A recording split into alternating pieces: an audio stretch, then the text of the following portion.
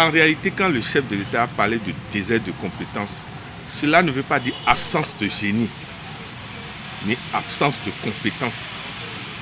Il voulait souligner une réalité occulte dans l'Oméenne béninoise. Et ça continue jusqu'à aujourd'hui.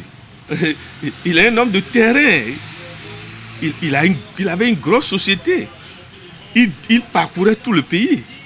Il a eu le temps, en tant que celui qui a sa société et qui avait déjà utilisé des gens, à voir les résultats malgré la possibilité du salaire noble que les gens gagnaient. Il a eu le temps de constater l'imbroglio occulte qui détruisait. Deuxièmement, excusez-moi, l'hypercorruption qui régnait. C'est comme si notre sang avait une maladie de corruption. Mais l'étranger a signé pour un résultat. Or, dans notre pays, malgré qu'on signe pour le résultat, on vous emmène à avaler votre honneur. Parce que ceux qu'on nous amène aujourd'hui ont déjà fait les preuves ailleurs. Ce n'est pas qu'ils sont venus expérimenter leurs compétences, non. Ils ont déjà fait les preuves. Il suffit d'avoir fait un peu l'administration. Quand on nomme un nouveau ministre, quand on nomme un DG, surtout quand on est jeune, et que vos parents ne se réveillent pas sur vous, ou que vous vous dites appartenir à une église ou à une mosquée, et que vous n'avez pas les âmes métaphysiques, mais on vous détruit.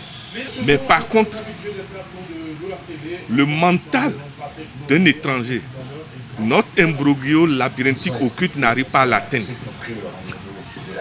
D'où la nécessité, qu'on le veut pas, pendant un temps, et c'est là où je le soutiens, qu'on nous fasse preuve de ces personnalités. Le temps que nous-mêmes, nous formons et que nous avons des âmes contre cette capacité à détruire le génie, à détruire la compétence. Si tu veux éviter la petite ronde de 10 francs, tu auras la ronde de 1 million. Qu'est-ce que je veux dire par là? Il ne peut pas y avoir de bien à 100% si le diable ne règne pas. Tout début a ses couacs. Et Dieu merci que ça s'est vite révélé. Et nous sommes sûrs que les dispositions sont prises aujourd'hui pour que ça n'arrive plus. Ce que nous allons demander simplement à notre chef de l'État, si des sous sont partis, nous le connaissons, qu'il fasse tout pour que ces sous reviennent. C'est tout, pour que ces sous servent concrètement le peuple. Pour le moment, continuons dans ce style, mais dans le même temps, c'est ce que nous demandons au chef de l'État. En plus du fait qu'on révèle d'autres génies béninois maintenant, qu'on forme ces génies à avoir un mental fort, un mental qui résiste à la corruption, à l'argent, au gain facile, à la femme. Il faut que ça cesse. Effectivement, quand la première autorité nous a dit, a prononcé ces phrases, moi ça m'a un peu choqué. Pour ne pas dire un peu, ça m'a beaucoup choqué parce que, vous savez, le président de la République, c'est un citoyen béninois que le peuple donne la légitimité de le représenter. Vous voyez, quand on vous donne la légitimité de représenter un peuple, vous ne pouvez pas, en temps normal, aller prononcer des phrases aussi dégradantes comme ce qu'on a entendu. Alors, lorsqu'on nous parle de désert de compétences et qu'on nous envoie des espaces, effectivement, après avoir prononcé, on a constaté quelques années après qu'on envoie des expatriés, des Français, des Belges, des Canadiens, des Sénégalais pour venir occuper des postes chez nous. Ça veut dire que réellement, le chef d'État a pensé réellement que le Bénin était un désert de compétences, ce qui n'est pas du tout vrai. Et ce fait d'abord d'avoir amené les étrangers venir diriger des structures chez nous au Bénin, c'est une insulte à notre intelligence.